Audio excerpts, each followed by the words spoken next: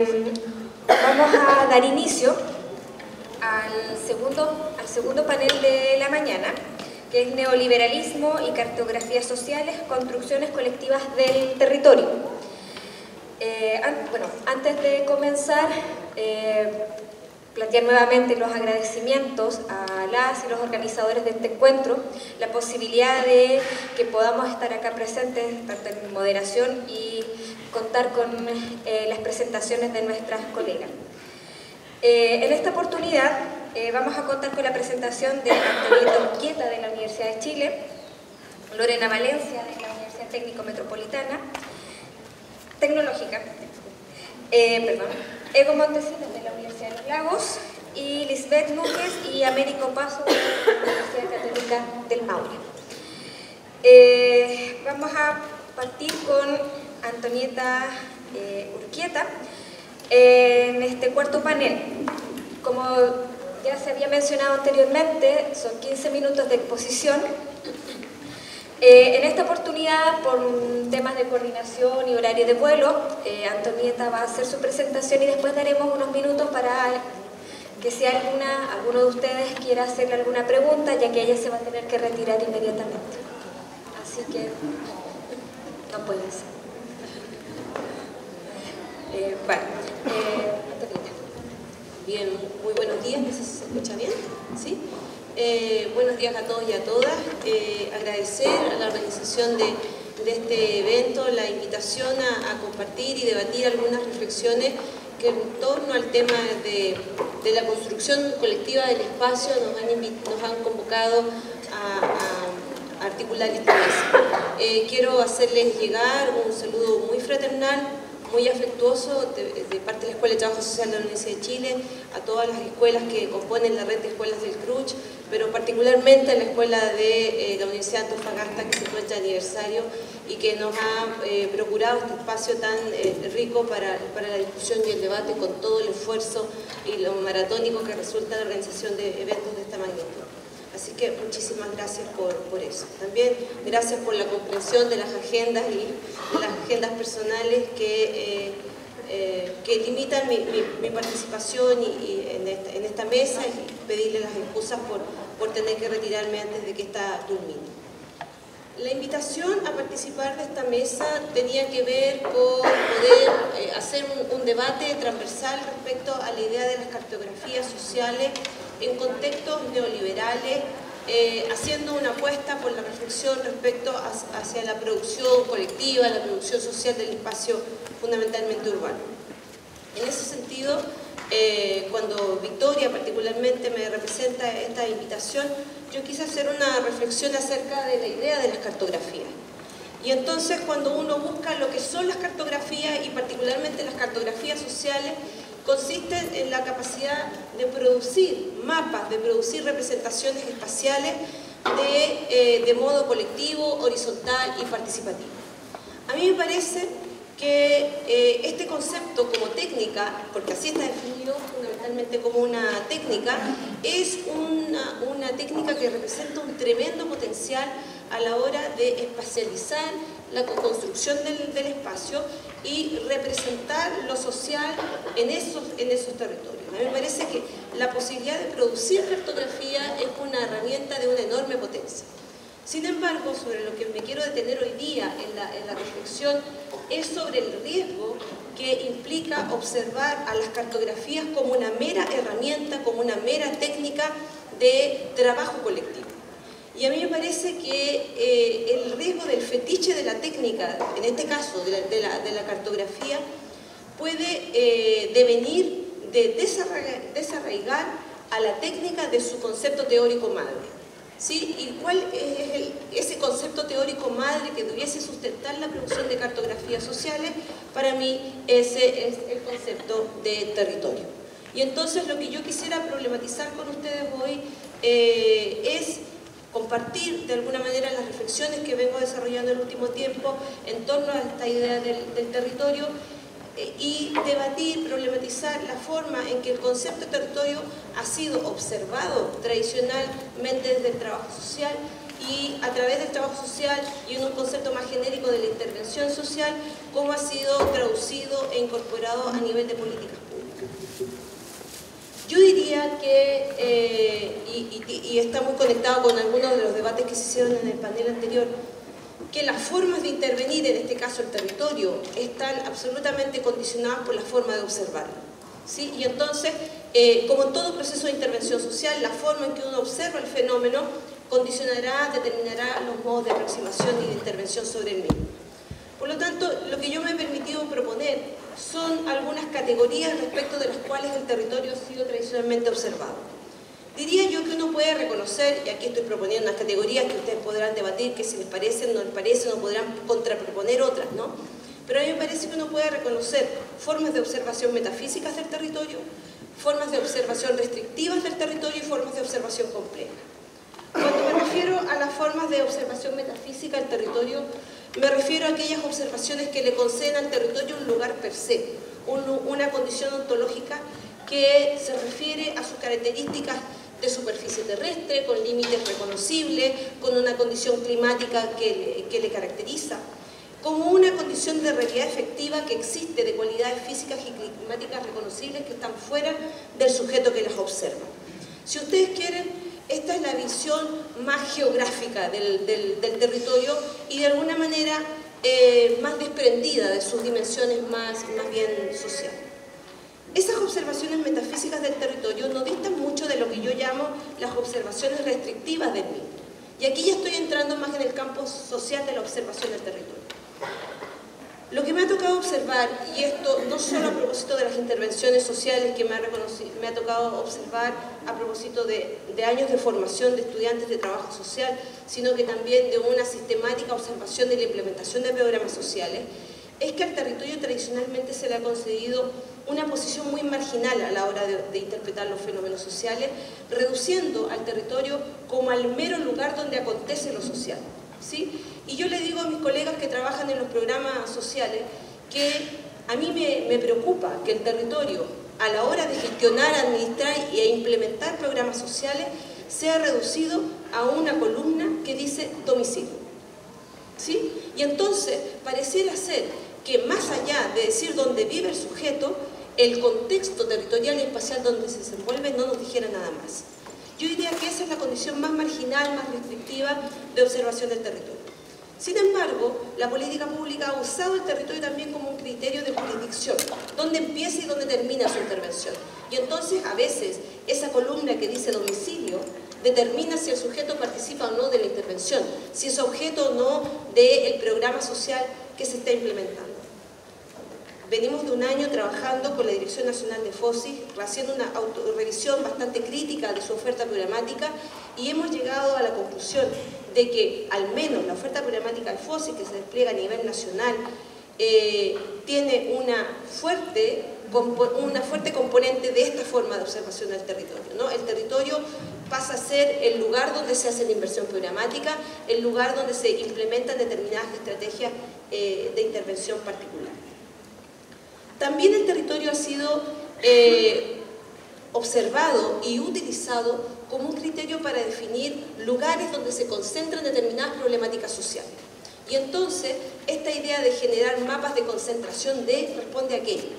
Y entonces, dependiendo del espacio organizacional, institucional, programático, en donde se hagan algunas propuestas, uno podrá encontrar los mapas de carabineros con las zonas rojas, donde se registran mayor condiciones de peligro, los bolsones de pobreza se llamaron en algún momento, los polígonos de pobreza se llamaron en otro, pero la política pública ha utilizado esos conceptos de concentración territorial de algunos fenómenos sociales o problemáticas sociales para entender al territorio como un campo de concentración de ciertas problemáticas.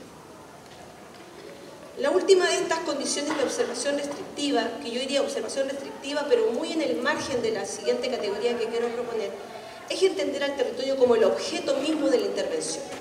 Y yo diría que en este campo, en esta categoría, se encuentra la mayor parte de las intervenciones que nosotros denominamos territoriales, ¿sí? Y es cuando nosotros hacemos intervención en el territorio en cualquiera de sus escalas. Y cuando digo escala, me estoy refiriendo a esa noción del territorio que puede ser capturado y aprendido de distintas dimensiones. Y entonces, en este campo, en esta categoría, se encontraría la comprensión del territorio como un objeto de intervención, ya sea a nivel barrial, a nivel vecinal, comunal o de tamaño mayor, ¿no? Y esa condición de intervención territorial, clásicamente entendida, también cabrían en este sentido todas las intervenciones en la línea del mejoramiento habitacional, del mejoramiento de equipamiento urbano, del mejoramiento de las condiciones de vida, etc. ¿Por qué digo que esta observación me resulta una suerte de bisagra o concepto límite entre esta categoría de observaciones y las que quiero proponer a continuación? Porque me parece que lo que nos ha ido sucediendo a nivel de trabajo social es que al entender al territorio como un objeto, en lo que en los programas sociales en último tiempo se ha venido a llamar intervenciones con enfoque territorial, ¿sí? Que han empezado a aparecer en varias bases técnicas y en varias descripciones de programas, ha empezado a ocurrir un fenómeno que yo lo he denominado, por describirlo de alguna manera, un fenómeno de sinonimias erróneas. Y cuando digo sinonimias erróneas me estoy refiriendo a la comprensión genérica de que el territorio es lo mismo que el lugar y que el territorio es lo mismo que la comunidad. Y yo ahí, si me permiten tomarme 2 minutos para hacer una distinción y decir que desde la categoría en que yo lo estoy proponiendo, los 3 conceptos no son lo mismo, ¿sí? El lugar es un espacio habitado y por lo tanto, cuando nosotros observamos al lugar, de lo que nos preocupamos es de las formas de apropiación del mismo, de los procesos identitarios que se generan alrededor del mismo, y por lo tanto las intervenciones sociales entendidas desde esta categoría serán intervenciones sociales dirigidas a potenciar esos procesos identitarios, a relevar procesos, por ejemplo, de reconstrucción de memoria de historias locales, a potenciar lazos sociales, capital social comunitario, etc. ¿Sí? Entonces, en la concepción del lugar está de alguna manera esa forma de apropiación del espacio geográfico, del espacio físico, dotándolo de ciertas características dadas por el habitar. Quisiera también distinguir el concepto de territorio del concepto de comunidad. Y esto es una discusión no menor en el contexto disciplinario, toda vez que es una disciplina que se ha construido históricamente sobre la convicción, o más bien una distinción bastante aceptada y bastante arraigada de los niveles de la intervención.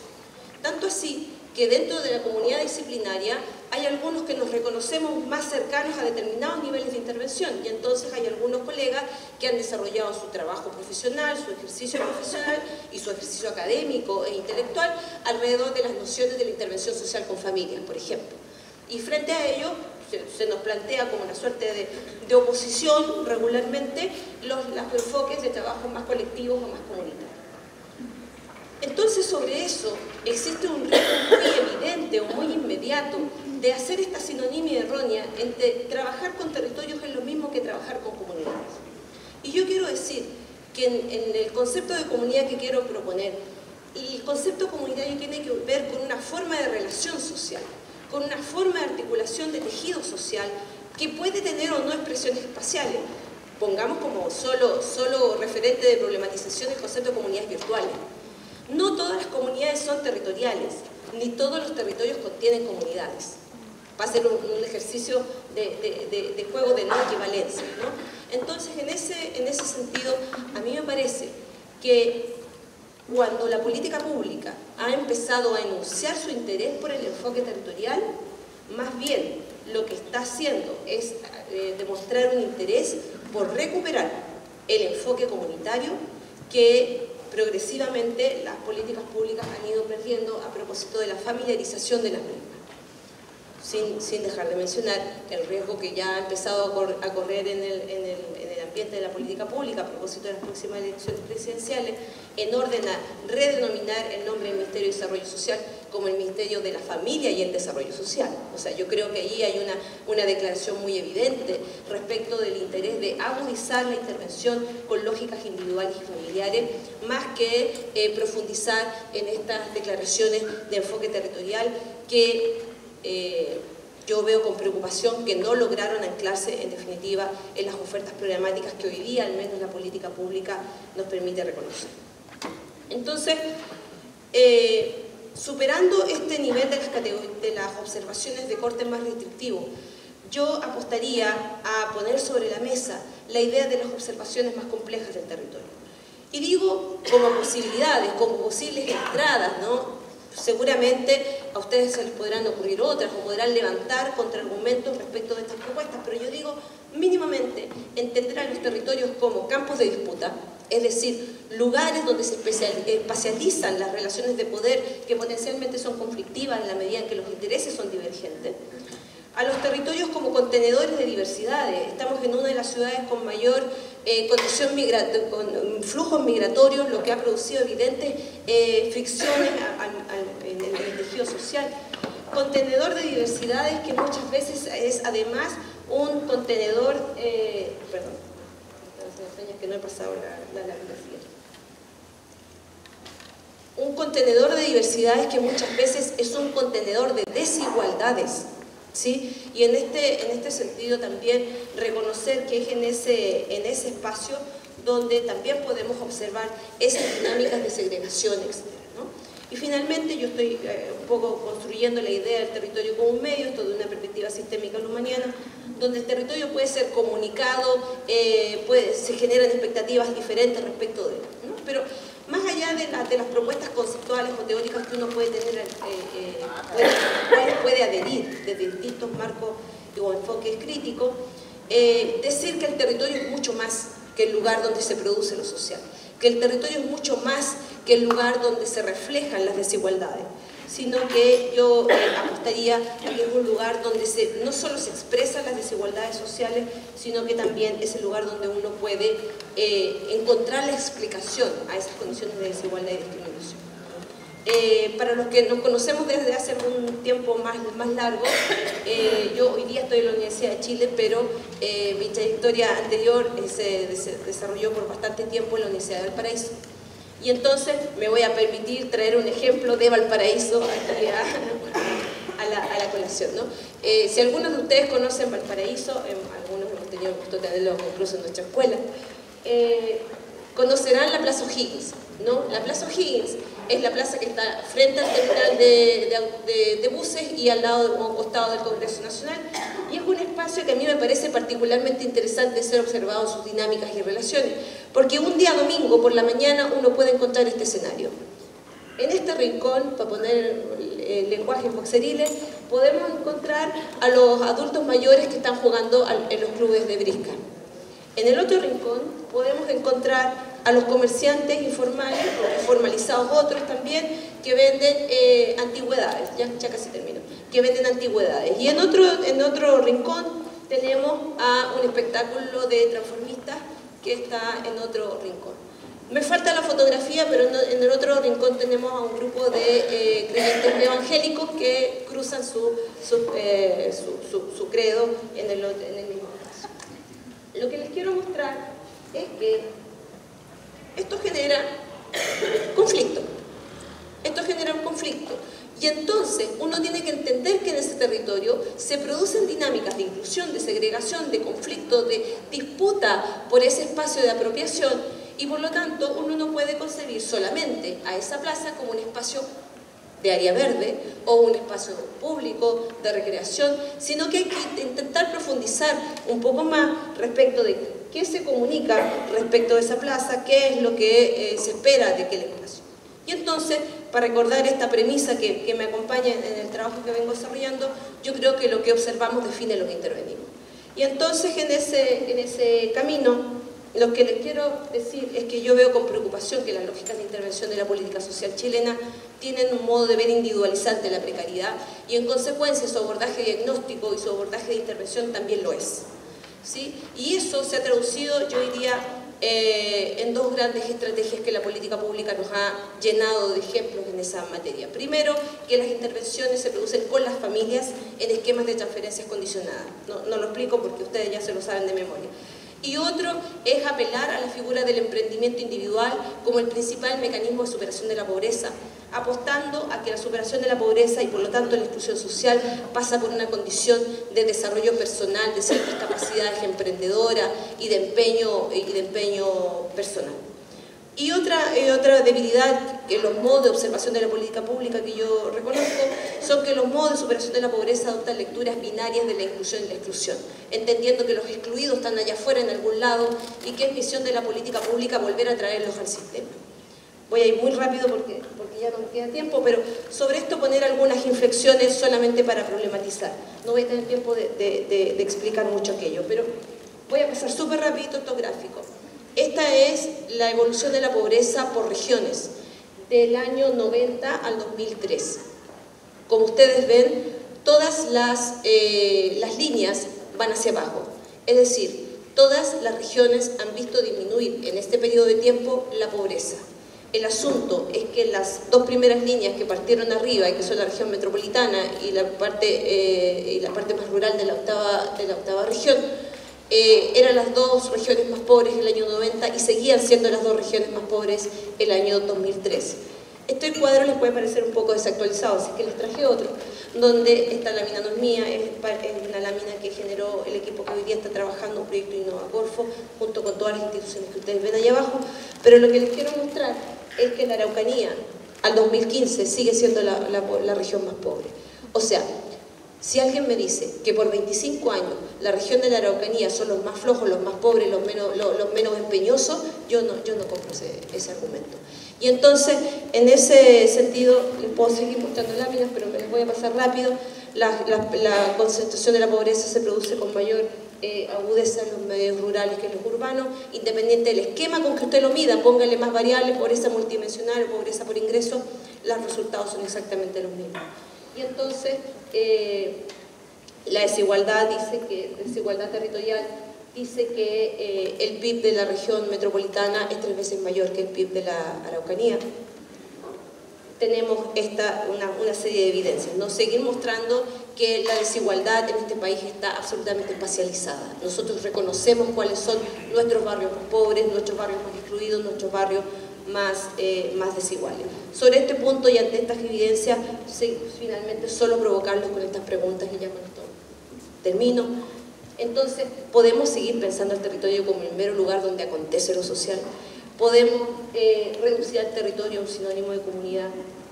Y finalmente, esas son las preguntas que les quería compartir y invitarlos finalmente a superar el déficit de observación, problematizando y complejizando las aproximaciones al territorio. Muchas gracias.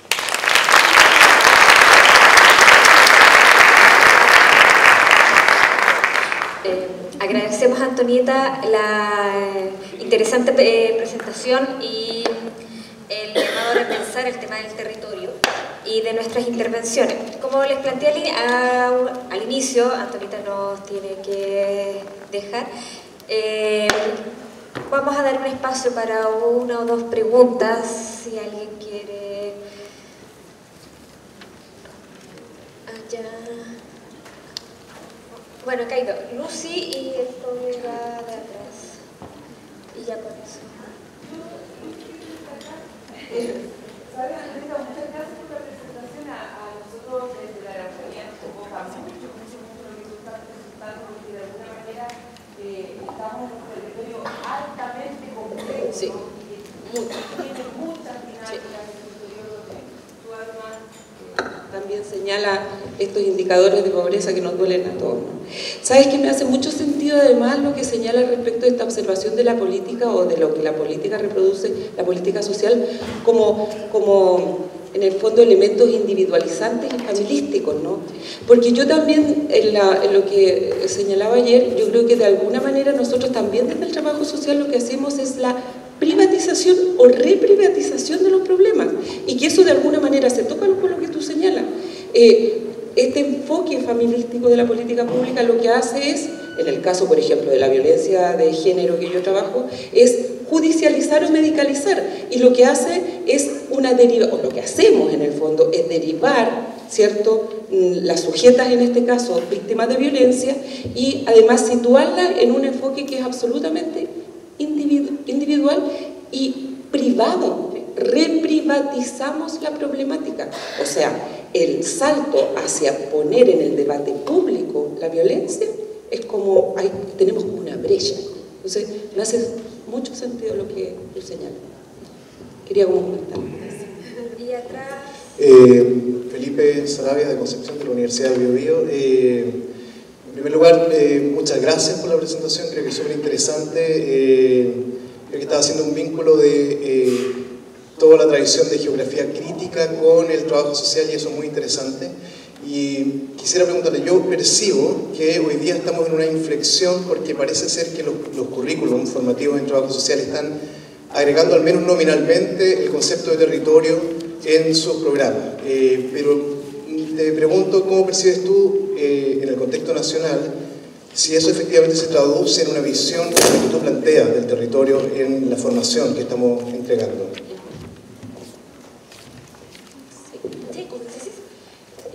Agradecerle la pregunta a los dos, además en el fraternal conocimiento que ya tenemos hace algunos años de nuestras escuelas también y de los trabajos que venimos haciendo cada uno.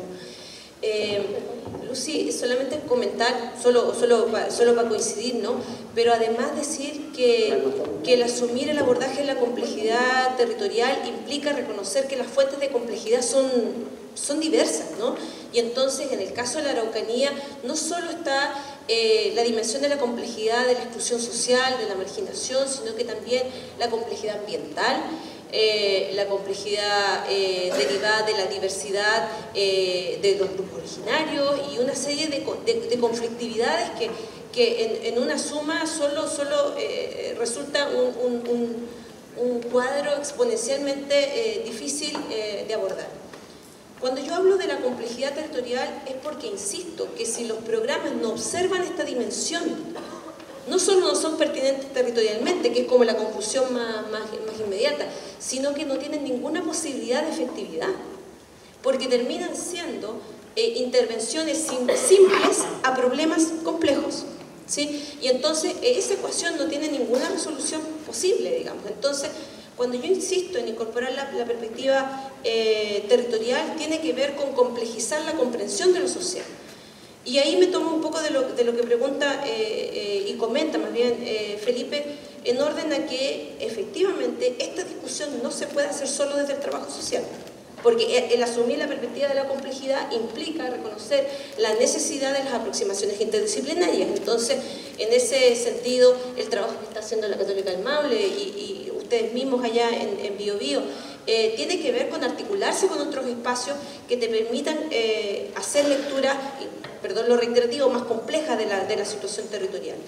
En ese sentido, y a propósito del trabajo que venimos desarrollando muy persistentemente con los programas sociales, yo creo que uno de los puntos de inflexión que me está ofreciendo severas resistencias a la incorporación de este mensaje es precisamente el haber sido formados en la idea del nivel de intervención.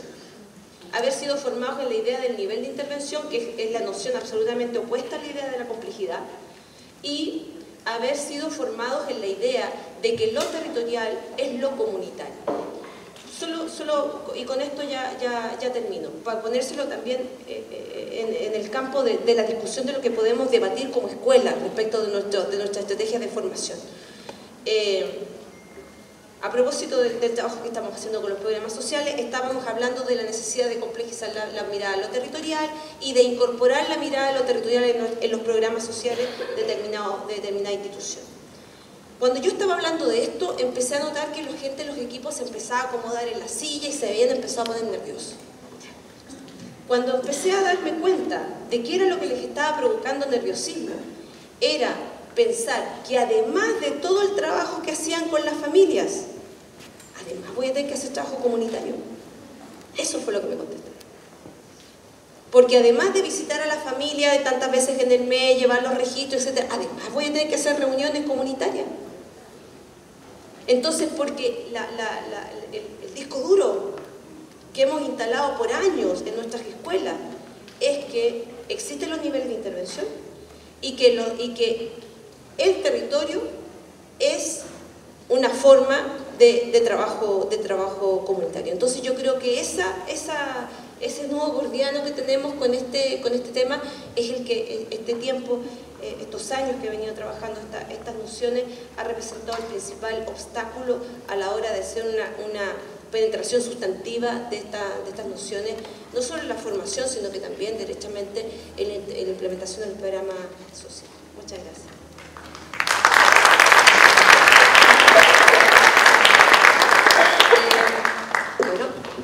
Agradecemos también las preguntas, las intervenciones de acá de nuestros colegas. Nuevamente un agradecimiento y buen viaje a Antonieta. Vamos a continuar en este panel con Lorena Valencia. Ella es académica de la Universidad Tecnológica, la UTEP. Lorena. Hola, muy buenos días a todos y a todas. Traigo un cariñoso saludo desde Santiago a los 60 años de la Escuela de Trabajo Social de la Universidad de Antofagasta. Hemos conversado con varios de acá que hace más de 20 años, no voy a precisar la fecha exacta, estuvimos acá como estudiantes, vinimos en un bus ahí, saludos a la Nelly, que nos demoramos 36 horas en llegar, parando ahí en la mitad del desierto para ir al baño. La ciudad desde entonces ha cambiado mucho, la gente ha cambiado mucho y la mirada que tenemos también ha cambiado y ha cambiando por suerte, ¿no? Hoy día yo, aparte de saludar y agradecer, ¿cierto?, la recepción, la tremenda organización que han tenido las colegas acá, también quiero saludar a los estudiantes que están hoy día presentes, han hecho un esfuerzo, particularmente los estudiantes de la UTEP, que es un grupo de 15 chiquillos y chiquillas. Han hecho un esfuerzo personal importante por estar aquí y sabemos lo que cuesta la inversión que están haciendo, así que va un saludo cariñoso para ellas también. Lo que quiero hoy día presentar, traje una presentación, no sé si alguien me puede ayudar ahí en la parte técnica, que está con mi nombre. Sí, en el escritorio, Victoria la grabó. Sí, Lorena. Es bien importante las láminas que traigo porque lo que quiero presentar hoy día es una experiencia, compañeros y compañeras. Vamos a presentar una experiencia de un proyecto. ¿Cómo se...? Aquí, espérame. No soy tan tecnológica. Ahí sí. Bueno, estamos en este panel, ¿cierto?, de cartografías sociales y construcciones colectivas del territorio, y lo que quiero presentar hoy día es la experiencia de un fondo interno, una experiencia de investigación que desarrollamos por más de 18 meses junto a un grupo de académicos y también de estudiantes, un grupo grande de estudiantes, ¿ya? El proyecto observatorio, espérame, no sé cómo se... ahí. Es una iniciativa que surge del Departamento de Trabajo Social, ¿cierto?, y en colaboración con la Escuela de Cartografía, ambas de la Facultad de Humanidades de nuestra universidad. Es bien interesante el proyecto en el sentido que articula varias nociones y varias ideas que normalmente no se había apostado en la universidad a ponerlas juntas. Por un lado, en la metodología del aprendizaje-servicio, que supone sacar la universidad desde el aula a los territorios, y por otro lado la investigación y acción participativa, ¿no?, que permite vincular la academia con los problemas o con las realidades territoriales más concretas de nuestra región. Este es un proyecto que básicamente propone dotar de significación social o dotar de significado situado el aprendizaje académico. Lo que queremos hacer es generar precisamente un tipo de conocimiento que está situado territorialmente, que tiene que ver el conocimiento con las historias de las personas, con las necesidades y las expectativas específicas que tanto los estudiantes como los académicos van conociendo en las experiencias en terreno. Estoy aquí complicada con mi cancho mirando para el lado, me duele el cuello un poquito, pero ya, no, está bien, ya lo muestro. Entonces, básicamente, ¿qué hicimos? Salimos al barrio, a Santiago Centro. Nosotros estamos ubicados en el centro de la ciudad y lo que hicimos es establecer acercamientos con distintos actores sociales, algunos líderes importantes barriales, ¿cierto? Y comenzamos a conversar acerca de cómo se planifica el territorio y a partir de eso, cómo los estudiantes podían incorporar, con los estudiantes podíamos incorporar distintas estrategias pedagógicas para que pudiéramos intercambiar, ¿cierto?, con los vecinos y con los actores más desde la universidad esas realidades sociales. Lo que hicimos con el observatorio es que tratamos de articular un espacio virtual en donde toda la información que levantáramos con los vecinos a través de esta estrategia de metodología de investigación y acción participativa esté disponible y pública, ¿ya? A través de un proceso básicamente participativo. Yo les voy a ir contando cómo lo fuimos haciendo. Esto es un poco los fundamentos, ¿no? La idea con la cual nosotros partimos este proyecto es principalmente tratar de fortalecer la sustentabilidad social, política, cultural y económica, ¿no? del barrio y de la región en definitiva, ¿no? A través de una experiencia microsocial como esta. Lo que quisimos también es generar análisis integrados, ¿no? Sobre el impacto que tienen en muchas de las políticas públicas en una experiencia concreta, real, súper específica. Fuimos un equipo grande de personas, trabajamos con cartógrafos profesionales y con estudiantes tesistas de trabajo social, estudiantes en práctica de trabajo social y lo mismo con estudiantes de cartografía, ¿ya? Este es el barrio se llama el Parque Residencial Condominios Blindados. Es un barrio que está en la zona centro, ubicada entre la avenida Mata, la avenida Vicuña Maquena, entre Santa Rosa y Porvenir, ¿ya? Es un barrio, es Mata Norte en el fondo, para la gente que está familiarizada con la zona, ¿ya? Lo que aparece ahí como bloques, ese cuadrado, es el condominio. Si nosotros lo miramos un poquito más a una escala mucho más urbana, vemos que es un barrio súper central. La línea roja es la Alameda, ¿cierto? La azul es la autopista central, la amarilla es Vicuña Maquena. Entonces es un barrio muy urbano, digamos. Ya, pero que a pesar de ello, debido a su estructura, porque es un barrio que son edificios de 5 pisos y que está cerrado hacia el exterior, por su construcción que tiene la forma de una grilla. La vamos a ver ahora. Espérame, ahí. Esta es un poco la mirada desde... Hasta me devolví, espérame. Sorry, chiquillos, que esta cuestión me supera de repente. Ahí, ya. Esta es la forma de grilla que tiene el condominio. La línea azul representa la construcción, son 16 bloques que están divididos en 4 etapas, de 5 pisos, más un subterráneo que es estacionamiento. Son 742 viviendas de tipo principalmente simple y dúplex. Y básicamente lo que ocurre ahí es que hay se reproduce una dinámica de una mini sociedad adentro, es una manzana completa, es una especie de perímetro cerrado, ¿ya? Con un límite construido, ¿cierto?, por los propios departamentos que forman una especie de bloque. Tiene espacios comunes, ¿cierto?, que forman 9 zonas libres, algunas plazas, estacionamiento, un paseo al interior del condominio, que al mismo tiempo genera un hermetismo, ¿ya?, que está interrumpido solamente por 4 accesos, ¿ya? Esos accesos están en las calles principales, Santa Rosa, Porvenir y las otras calles. Esta es una mirada como desde el interior, ¿ya? La relación interior al exterior está fuertemente marcada por los departamentos perimetrales, ¿cierto?, que van formando una especie de muralla. Esas son las etapas en colores, ¿cierto?, y esas son fotografías reales desde el interior y el exterior del condominio blindado. El condominio tiene una historia que es bien particular, que está situado, se construyó encima de lo que era un regimiento militar, el regimiento militar Santa Rosa, ¿ya? De ahí viene el nombre Blindados, ¿ya? De hecho se han encontrado también algunos vestigios dentro del condominio que se presupone que son de detenidos desaparecidos, ¿ya? Bien delicado ahí. En este minuto hay excavaciones al interior del condominio que se están realizando y que están protegidas, etc. Entonces de ahí viene la historia de Blindados, ¿ya?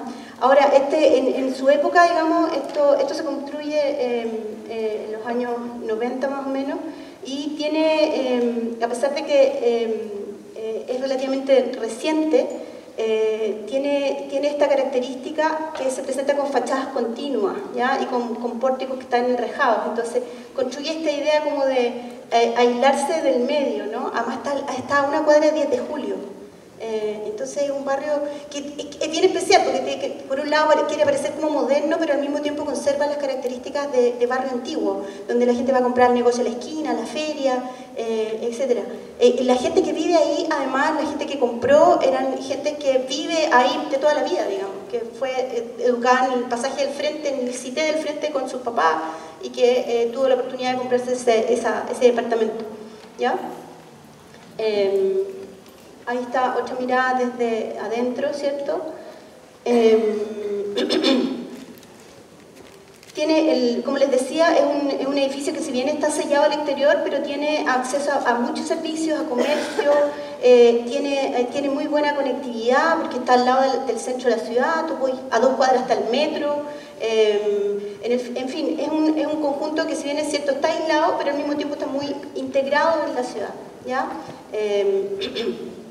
Entonces, la metodología nuestra es básicamente, como les decía, investigación y acción participativa, aprendizaje y servicio, y nosotros levantamos 2 líneas gruesas de investigación, que es una cuantitativa, que fue una encuesta de calidad de vida, cuyas variables fueron determinadas en un proceso participativo a través de talleres con la gente, con los vecinos del condominio, y la línea cualitativa que se llamó finalmente un taller de gestores territoriales, en donde uno de los métodos principales fueron las cartografías sociales. Nosotros trabajamos con un equipo motor, ¿ya? Ellos mismos se llamaron así mismos como equipo motor. Son un grupo de vecinas y vecinos que representan las 4 etapas del condominio, ¿ya? Y en esa es muy bonito el equipo motor porque está conformado por gente de todo tipo de actividades y biografía. Tenemos desde una señora que es tejedora hasta un abogado que trabaja en la municipalidad. Hay una chica también arquitecta, tenemos unos estudiantes de trabajo social, hay de todo, ¿ya? Entonces es muy dinámica, el equipo motor es muy dinámico y muy diverso, muy representativo desde ese punto de vista, ¿ya? Y lo otro interesante es que no todos son dirigentes, ¿ya? Tienen la categoría vecino, o sea, soy vecino de acá, vivo en el condominio, ¿ya? Pero no tienen el título ni el logo de ser dirigente, o sea, participan porque querían estar en el proyecto. Entonces, se desarrollaron en 2 dimensiones, como les decía, cuantitativa y cualitativa. Integramos una multidimensionalidad variable, las variables geoespaciales para construir los mapas y los datos y los atributos cuanticuales. Nosotros trabajamos en varias etapas, es un proyecto largo, como les decía, duró 18 meses de trabajo en terreno hasta las 11, 12 de la noche, con todos los alumnos, con las profesoras incluso. Echamos mucha talla porque decíamos con la Julita, me decía la Julita Cerda, para los que la conocen, ya la Lore va a trabajar de noche de nuevo, porque nos tocaba hasta muy tarde. Partimos con la generación de vínculos, que no es fácil, partimos desde actividades los días sábados recreativas para los niños, para que la gente nos conociera, como equipo de universidad instalándonos, hasta llegar, digamos, a los talleres de gestores territoriales y al desarrollo de la interfaz de ingreso y acceso y consulta a una página web que va a ser inaugurada prontamente a fin de año, alojada en la página de la universidad, que se llama Observatorio del Territorio. Y finalmente la información que hoy día tenemos en una publicación que todavía no sale, pero que es parte del conocimiento de los vecinos. Esto lo voy a pasar rápido. Yo quería hacer hincapié, dado que este panel es sobre las cartografías, ¿cierto?, en la importancia de la cartografía social como método. Este es un proyecto re complejo, entonces uno no alcanza como en 15 minutos a mostrar todo. Tal vez, no sé cuántos minutos llevamos. Es importante... ¿Cuánto me queda? Para saber qué muestro. 3 minutos, ya, no me queda casi nada.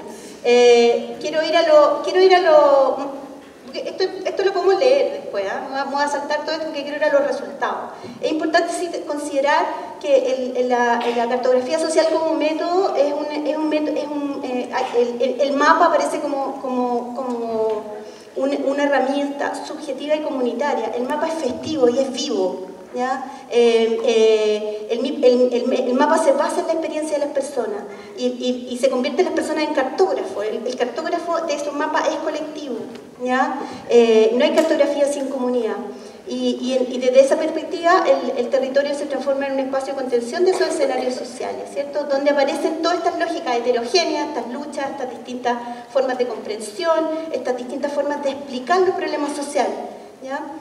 Por lo tanto, la intervención desde ahí se acerca mucho más a la noción de los espacios microsociales y hace posible de una mejor manera comprender y explicar las diferentes expresiones de la cuestión social.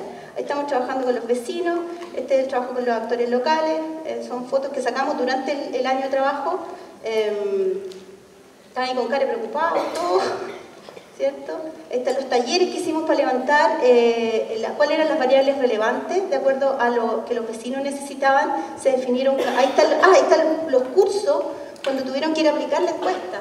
Llevamos muchos cursos, quiero decir, mi curso de investigación social 1 y 2 tuvo que ir a trabajar a terreno hasta las 11 de la noche aplicando las encuestas casa por casa, ¿ya? Pero esa encuesta se construyó en este proceso participativo, se definieron 14 variables, es una encuesta larga que tiene muchas variables, que costó también, ahí hay algunos resultados que traje como ejemplo nomás, etcétera, de relaciones sociales, ejemplos de movilidad, la mayoría de la gente trabaja en la misma comuna, estudia, hace la actividad deportiva, la atención de salud y las compras habituales en la misma comuna, excepto trabajar, pues trabaja fuera de la comuna. Y finalmente, esto sí que, ahí está la Cami, una de nuestras ayudantes estrella. El objetivo del taller de los gestores territoriales era precisamente fortalecer las capacidades reflexivas y propositivas, ¿no? Ahí está la página que hicimos y quiero mostrar la experiencia de lo que nosotros llamamos los mapas de Gulliver, ¿ya? Lo que hicimos con los mapas de Gulliver, que lo inventamos ahí, es generamos un mapa gigante del Puerto de la Sala y la gente entraba descalza, ¿ya? A armar el mapa de su barrio con los lápices, con los papeles.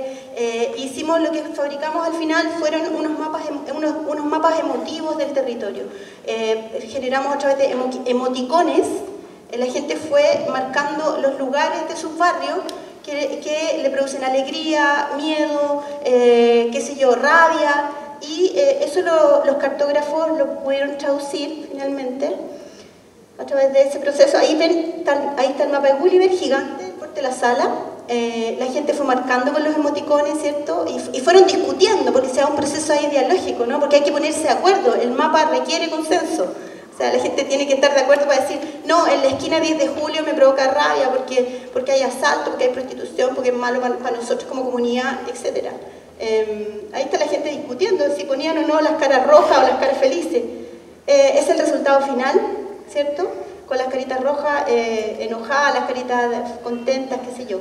Y eso se traduce en una cartografía de la percepción emotiva del territorio, ¿ya? Donde el color rojo representa el enojo.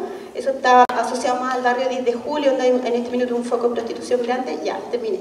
Espérame. Y quiero mostrar la última foto nomás, ¿ya? Que lo que hacen los cartógrafos es tomar ese mapa de Gulliver y traspasarlo al mapa real, ¿ya? Y coinciden los puntos. Y eso permite una interpretación que en este minuto por tiempo yo no quise traer, porque están todas las interpretaciones de los discursos de la gente, cómo asocia el mapa con los discursos, ¿ya? Porque si no me iba a alargar quizás cuánto rato más.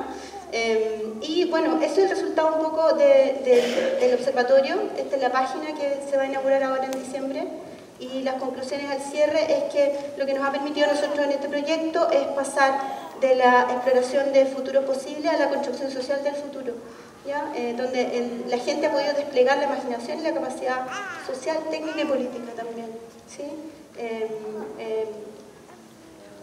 Eso, el aprendizaje colectivo, el significado, el sentido de ser comunidad. Y ahí están todas las personas y muchas gracias. Esa ha sido mi presentación.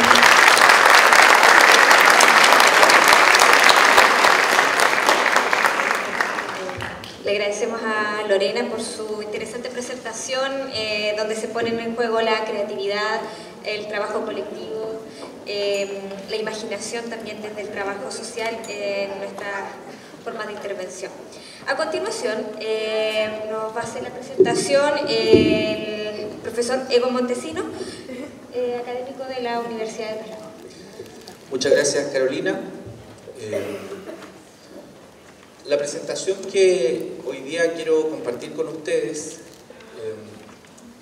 se concentra básicamente en la idea de territorio, en el concepto de territorio, y es una experiencia práctica que me correspondió trabajarla, liderarla, y me voy a concentrar también en los aportes que se pudo distinguir a partir de esta experiencia, los aportes que el trabajo social hizo y que el trabajo social pudiera seguir promoviendo en este tipo de trabajos. La ponencia se titula Trabajo Social y Desarrollo Territorial, aportes a la construcción social del territorio. Son 8 láminas, va a ser una presentación muy concreta. La primera tiene que ver con el objetivo de esta presentación, tal como lo dije.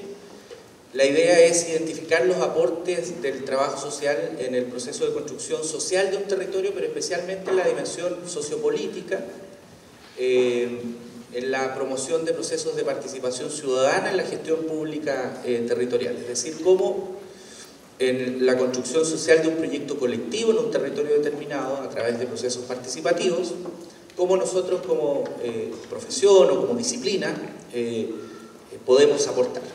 Y el segundo objetivo tiene que ver con analizar el rol y aportes del trabajador social, trabajadora social, en un caso de participación ciudadana en la definición de recursos públicos a escala regional. El caso lo voy a presentar más adelante, pero básicamente es cómo a nivel regional, en la definición de recursos públicos, se promueve la participación ciudadana. Bueno, ¿cuál es el contexto que tocó enfrentar? Esto sucedió en la región de Los Ríos. ¿Cuál es el contexto político y social predominante en los territorios, no tan solo en la región de Los Ríos, sino que en América Latina y en Chile en particular? Vemos que hay desafección de la ciudadanía por la democracia. Hay estudios que señalan que estudios en la región del Biobío, Araucanía, Los Ríos, Los Lagos, que la afección a la democracia o el afecto a la democracia, como contraparte la desafección, está entre el 20 y 25% en la región de Los Lagos, la región del Biobío entre el 15 y 20, Araucanía lo mismo, y en Los Ríos una particularidad que lo voy a adelantar porque sirve como condición para identificar, está entre el 5 y el 10%, es decir, es más baja la desafección, hay una mayor valoración a la democracia, pero igualmente existe la problemática.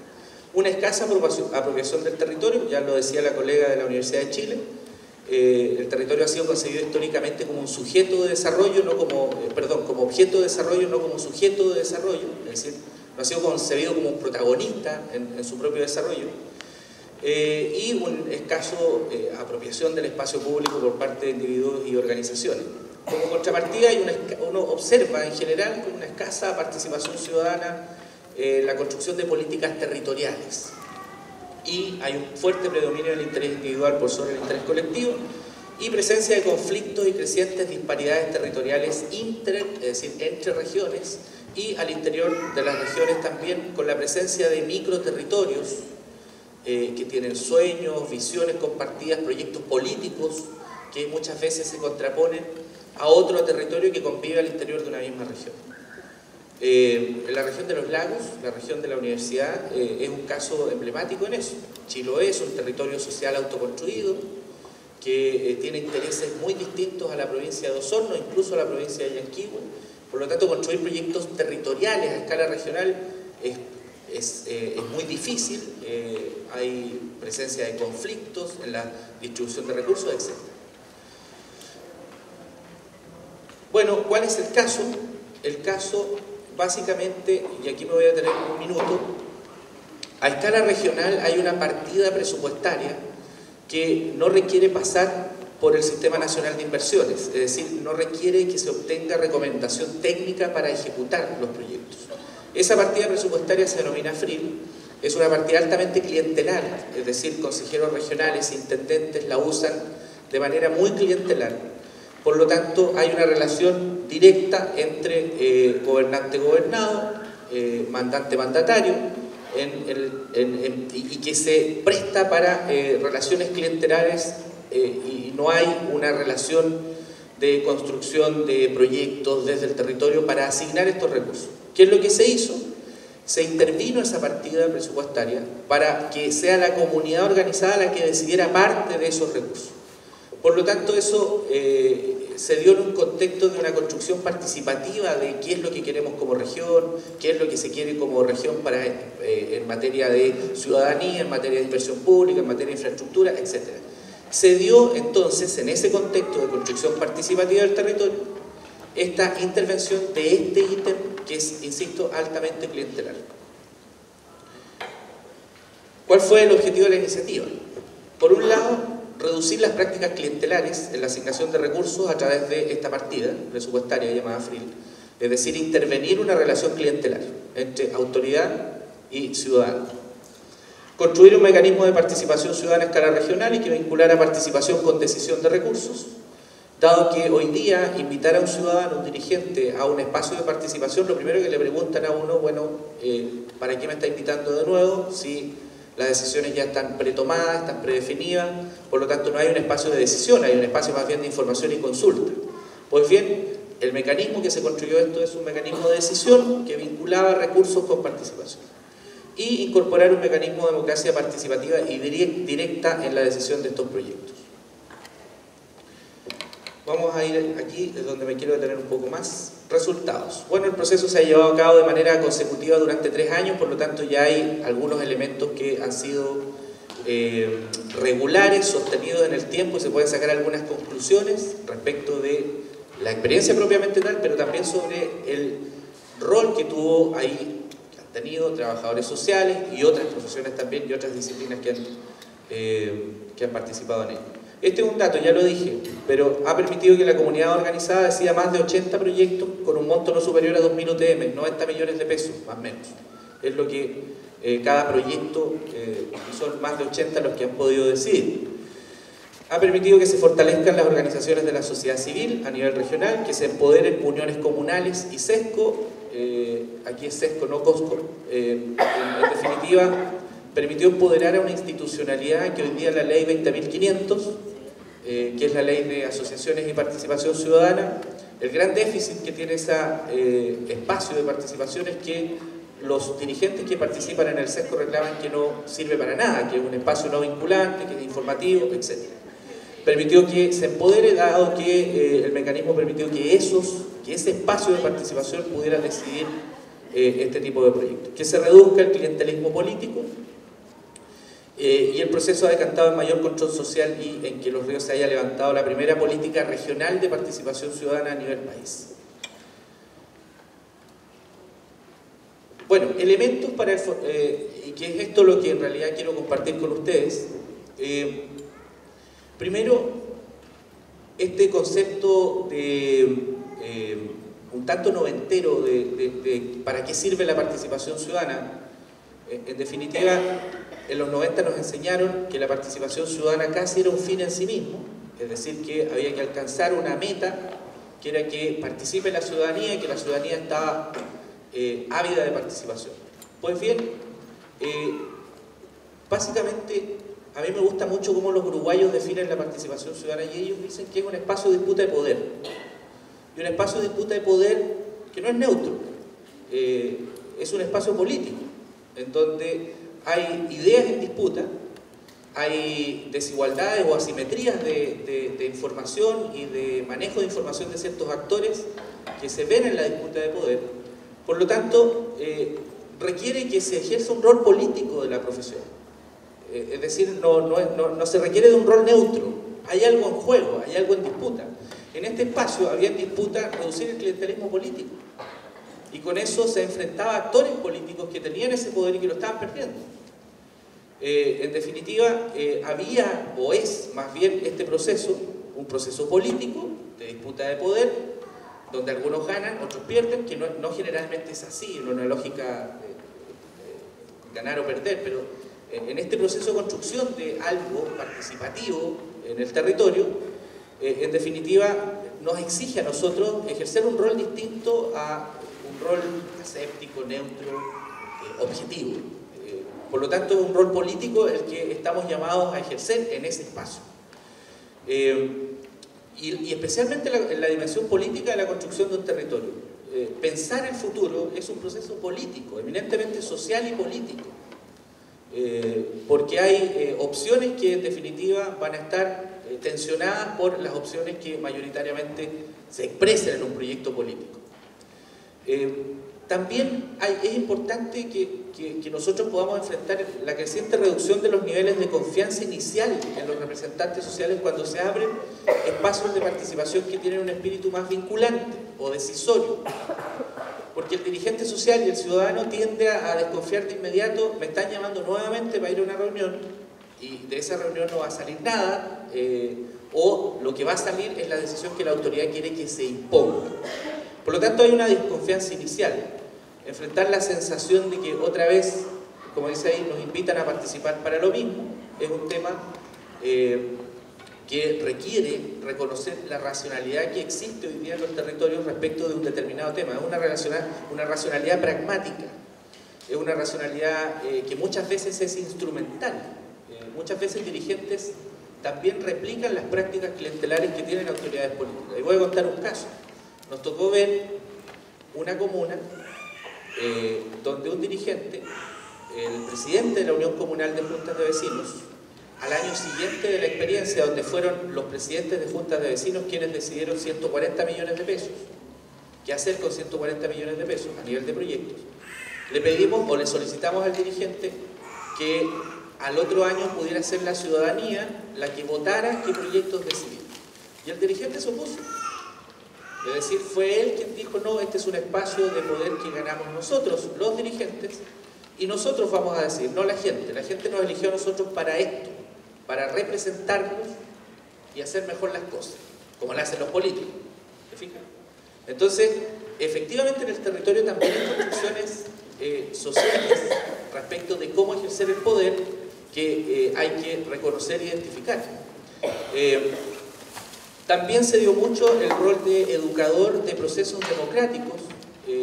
No todos los dirigentes conocen cómo se toman las decisiones, no todos los dirigentes sociales o todos los ciudadanos conocen cómo es el funcionamiento de una política pública o para qué sirve una política pública. Por lo tanto, este rol en general, en la práctica me tocó verlo que no lo ejercen, ya voy terminando, si ya estoy en la última en todo caso, que no lo ejercen mucho ni administradores públicos, no lo ejercen mucho ni sociólogos, es una especie de zona marrón donde creo que los trabajadores sociales hacen mejor esa pega que otras profesiones. Y la identificación de brechas y factores que en general provocan la desigualdad no solo territorial, sino que de poder en esta construcción social que impiden la acción colectiva. Y muchas veces las desigualdades de poder o las asimetrías de poder son las que impiden la acción colectiva. Enquistando en líderes políticos, pero también, en líderes políticos, pero también en líderes sociales. Finalmente, la construcción social de los territorios requiere de profesiones o disciplinas que puedan distinguir a lo menos 4 dimensiones, esto desde la práctica, no desde la teoría, que puedan distinguir a lo menos 4 dimensiones que conviven y son determinantes, especialmente en su dimensión social y política. La política del territorio no es un espacio neutro, es un espacio de disputa de poderes y muchas veces ni siquiera hay disputa de poder, hay imposición de una visión del territorio que es la visión dominante. En este caso, cuando la visión dominante de la construcción de una política pública se enfrenta a una visión social, deja de ser neutro, ya pierde la neutralidad, es un espacio de disputa. Insisto, Uruguay entiende la participación ciudadana como un espacio de disputa de poder, los partidos políticos lo entienden así, los líderes políticos y los líderes sociales lo entienden así. No hay esta especie de censura o autocensura que existe en Chile, que un dirigente social de pronto no asume que es un espacio de poder la participación ciudadana. De planificación o gestión, la planificación de abajo hacia arriba, participativa y gobernanza son modelos que efectivamente reconocen en el territorio un factor determinante. Educador, formador, facilitador de educación cívica, en la práctica nos hacemos cargo de las brechas, de esas brechas. Muchos trabajadores sociales, en este caso, les correspondió hacerse cargo de esa brecha social, de que hay un escaso conocimiento, hay un escaso empoderamiento de parte de ciudadanos y dirigentes. Y finalmente, la identificación de desigualdades territoriales, brechas o factores que facilitan u obstaculizan. Lo importante es distinguirlos, es decir, no se necesita en la práctica expertos en describir la teoría de la desigualdad territorial, sino que lo importante es que sepan describir, pero también identificar por qué está generándose una desigualdad al interior de un territorio, al interior o entre territorios, para distinguirlo y que se muevan esas brechas, que se muevan o se fortalezcan, porque a veces hay territorios que han desarrollado capacidades positivas y que finalmente lo que se espera es que se fortalezcan. Tarjeta roja. Sigo expulsado. Muy bien. Me queda un minuto, pensé que había terminado. Es que terminé, hice 8 presentaciones para los 15 minutos. Es decir, muchísimas gracias.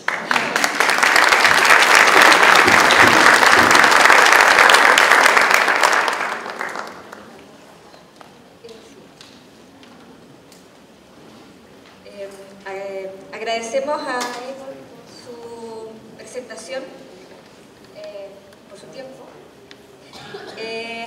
Para cerrar este panel que habla sobre neoliberalismo y cartografía social, construcciones colectivas del territorio, harán su presentación 2 académicas de la Universidad Católica del Maule, Lisbeth Núñez y América Oros. Muchas gracias. En vista también del tiempo, vamos a intentar ser lo más sintético posible. Y primero agradecer también el espacio que nos han brindado para poder presentar quizá una de las reflexiones que en conjunto también hemos ido desarrollando con la profesora Lisbeth. Bueno, somos de la Universidad Católica del Maule, ¿cierto? La Escuela de Trabajo Social, y en este panel nuestras primeras reflexiones tienen que ver con el neoliberalismo, pero no tanto con el discurso, sino que las ideas iniciales que nos convocan en esta reflexión tienen que ver que, aunque estemos de acuerdo o no de acuerdo con el neoliberalismo, estemos no de acuerdo con el neoliberalismo, que es una decisión personal, pero está, creo que es necesario y desafiante mostrar los límites de validez que tiene el neoliberalismo como tal. Es una frase de Ginons, donde siempre creo que los trabajadores sociales estamos buscando esos resquicios para poder mostrar que el modelo no es tan válido. Eso como primera línea de reflexión. Pero también esto se vincula a lo que nos plantea Latour, en cómo describir lo que pasa por un territorio cuando no pasa por el mapa. Y en eso, nosotras en este caso en la región del Maule, es cierto que tiene una vocación agrícola, una vocación rural, muchas veces lo rural se ha conformado desde lo dicotómico en relación al urbano, y eso supone, muchas veces ha estado quizá no tan en la posibilidad de mostrarse en cuanto a las potencialidades. Entonces, esa es una también línea de reflexión en torno a lo que nosotros desde la academia, desde nuestros cursos también comenzamos a desarrollar. Y por otra parte, otra pregunta que hace Alves es: ¿lo que enseñáis no es un deleite para el alma? En ese sentido, yo creo que lo que nos mueve, y en este caso, creo que vamos a representar también a la profesora, lo que nos mueve es este gusto por temas específicos. En el caso de la profesora, los territorios, y en el caso mío, la ruralidad. Son temas que nos cruzan, que están ahí y que es por tanto una pasión. Y que por tanto no son espacios neutros. Eso yo creo que hay que mencionarlo. Hay una intencionalidad también de mostrar estos espacios, de mirar, como dice Latour, lo que pasa cuando muchos territorios no están en el mapa, ¿ya? Y bueno, la idea de esta presentación, más que hablar del discurso del neoliberalismo, nos hicimos la pregunta: ¿cómo articular y cómo articulamos procesos de enseñanza-aprendizaje, que es lo que nosotros sabemos hacer, ¿cierto?, en la docencia? En este caso nos corresponde, ¿cierto?, en contexto de neoliberalismo. Y aquí queremos mostrar quizás algunas de las experiencias que hemos realizado con algunos cursos que realizamos, la profesora en territorio y en mi caso con ruralidad, sobre todo del currículo innovado ruralidad, que también ha sido una apuesta de la Escuela de Trabajo Social. Para ponernos un poquito en contexto, me pasé, algunos antecedentes de la escuela, ¿cierto? Fue creada en 1994, 18 promociones de egresados, 10 semestres de duración de la carrera, con 4 procesos de acreditación, ¿cierto? que también han significado procesos muy importantes para nosotros como escuela, y un proceso de innovación curricular del proyecto UCM 0401, ¿cierto? Y nos reímos con la María Vinca, que se fue implementado desde 2010 y que supuso, por tanto, cambios también al currículo. Ya, esos son antecedentes generales.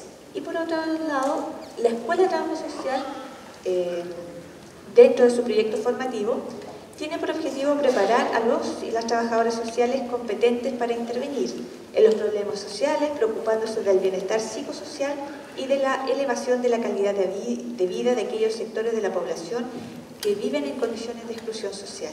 Y por nuestro contexto, donde estamos ubicados en el Valle Central, hay territorios que, como mencionábamos, están marcados por la exclusión y por los contextos de ruralidad que, como decíamos inicialmente, la mirada dicotómica de cómo se ha conformado lo rural, supone por tanto un desfase más negativo hacia esos sectores.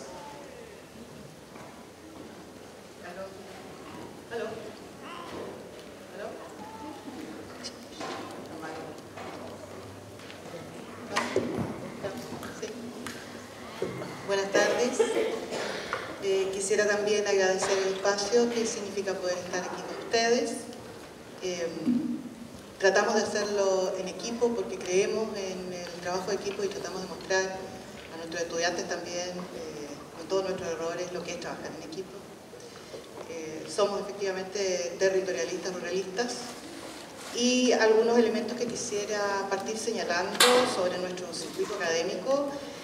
Primero es que creemos que los seres humanos, como decía Pablo por ahí, ¿no es cierto?, somos seres de sentido, constructores de sentido, asignamos significados, por lo tanto el acto de conocer y de actuar son actos de interpretación. Son dos caras de una misma moneda. Yo creo que ahí hay una cuestión de ruptura epistemológica que necesitamos dejar instalada desde ya. Eso significa, por lo tanto, que somos situacionales. Hace rato dejamos de hablar de problemas sociales y de la sociedad como una suerte de máquina que apunta hacia una especie de utopía que se llamó desarrollo según quien esté en el poder. Parece que eso, ¿no es cierto?, ya dejó de ser un mega relato válido. Por otro lado, en ese mismo sentido, y asumiendo que vivimos en un mundo global, dejémonos, ¿no es cierto?, de mirar las cosas, tapar el sol con un dedo, por favor. Somos ciudadanos globalizados, nos guste o no.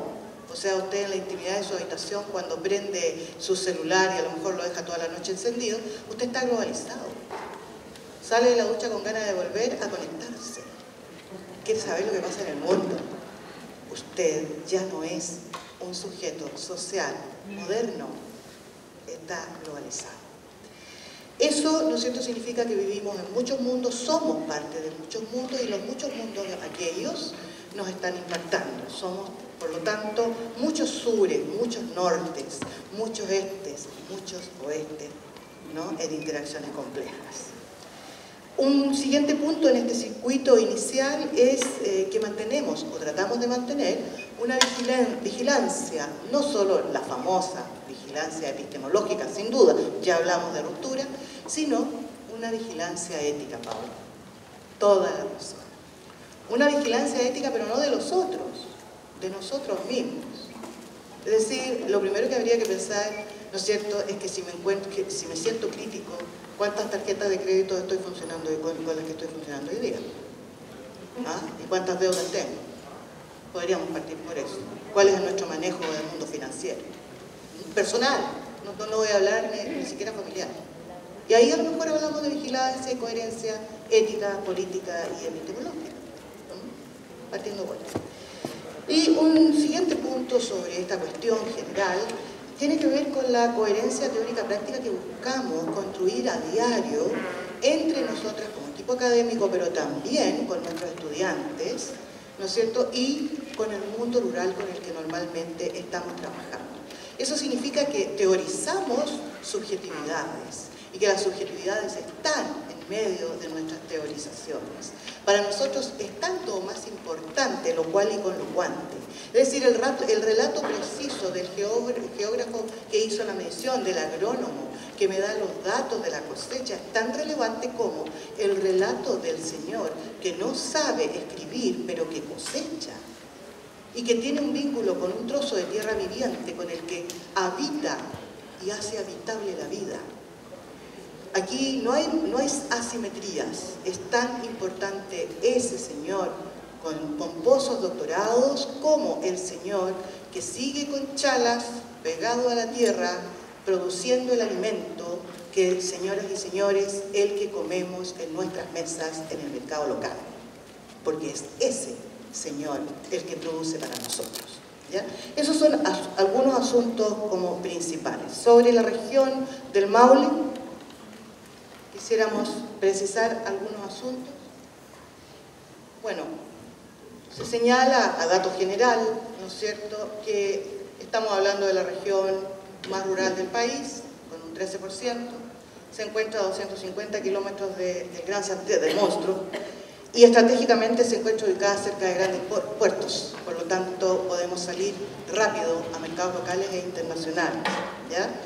Por supuesto tiene una característica, tenemos los mejores vinos de Chile. Y bueno, perdón Thierry, pero le hacemos la competencia firme a Francia, ¿ya? Tenemos también berries, mucha fruta, mucha y deliciosa fruta que los japoneses nos envidian, ¿ya? Salimos a los mercados, somos una, comillas, marco comillas, potencia agroalimentaria. Ojo, ¿cuál es la historia de esta región? Esta es una región que durante casi 2 siglos estaba instalada en términos de latifundio entre un señor que subía el caballo con una fusta en la mano y el resto de la gente que eran, ¿no es cierto?, los peones. Esa es la memoria histórica del colectivo rural de El Maule.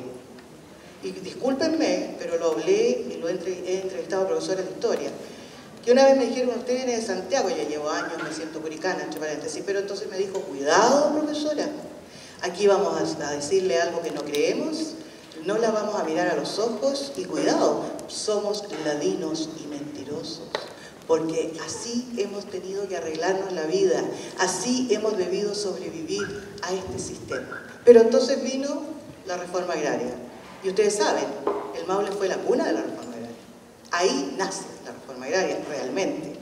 ¿Qué creen que pasó? Por supuesto, una expresión, una explosión, ¿no es cierto?, de diversidades, de mundos políticos, jóvenes, mujeres, niños, todo el mundo participó en aquello.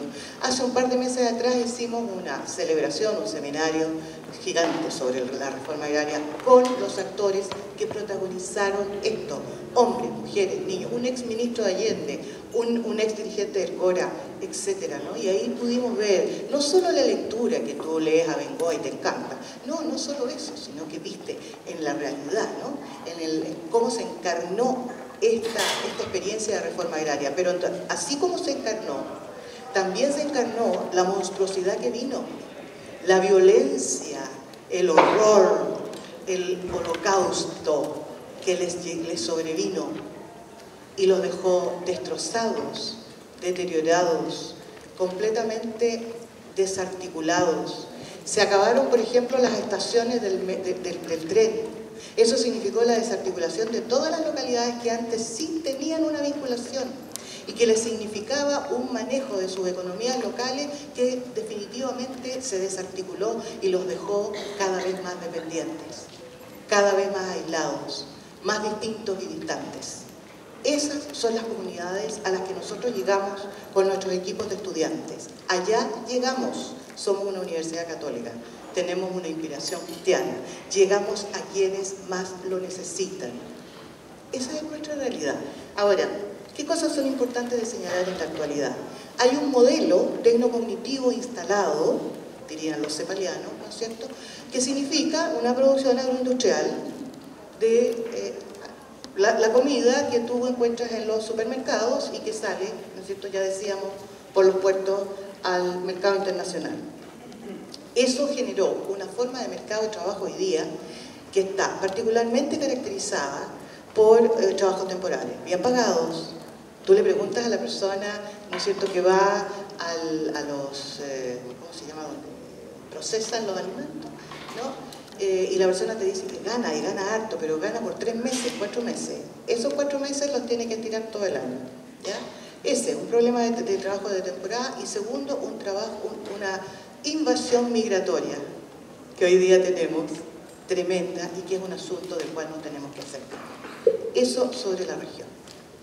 Bueno, la profesora da pie también a reconocer la intencionalidad de nuestros módulos renovados, y en el caso, ya metiéndonos en cada uno de los temas que trabajamos, en el caso de ruralidad, tenemos el curso, el módulo en el 5º semestre de la carrera, chiquillo de 3er año, y territorio también en 3er año y ya 4º año de la carrera, donde empiezan a configurar, por tanto, aparte de sus prácticas profesionales, también algunos trabajos en la realidad regional.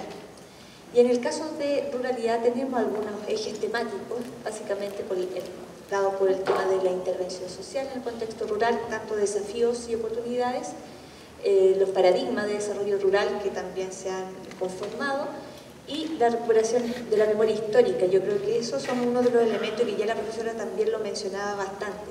Y aquí yo quisiera mostrar algo que este año trabajamos y que nos tiene bastante contentos con el curso, que a la base tuvo, yo creo que la gran pregunta, no a modo de sistematización, pero sí como pregunta: ¿qué pasó con lo que pasó?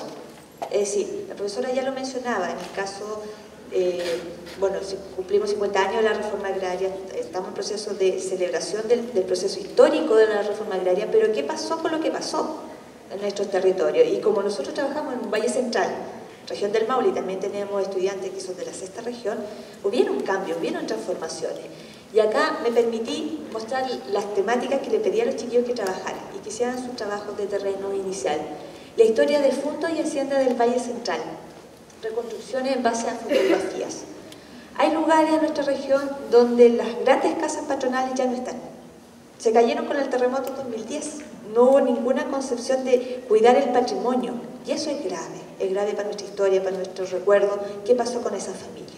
Y algunos chiquillos trabajaron, por ejemplo, en Romeral, zona de Guindas, y se encontraron con una casa que sí se ha logrado mantener, pero es parte de nuestro patrimonio, nuestra forma, los colores de esas casas, los jardines, es nuestra historia. Por otra parte, la reforma agraria no tiene cara de mujer. Cuando hablamos de la reforma agraria siempre hablamos de los campesinos, los hombres. ¿Quiénes fueron los beneficiarios de la reforma agraria? Fueron los hombres. ¿Qué pasó con las mujeres? Nos encontramos con sorpresas también ahí. ¿Qué pasa con los espacios públicos, los espacios privados?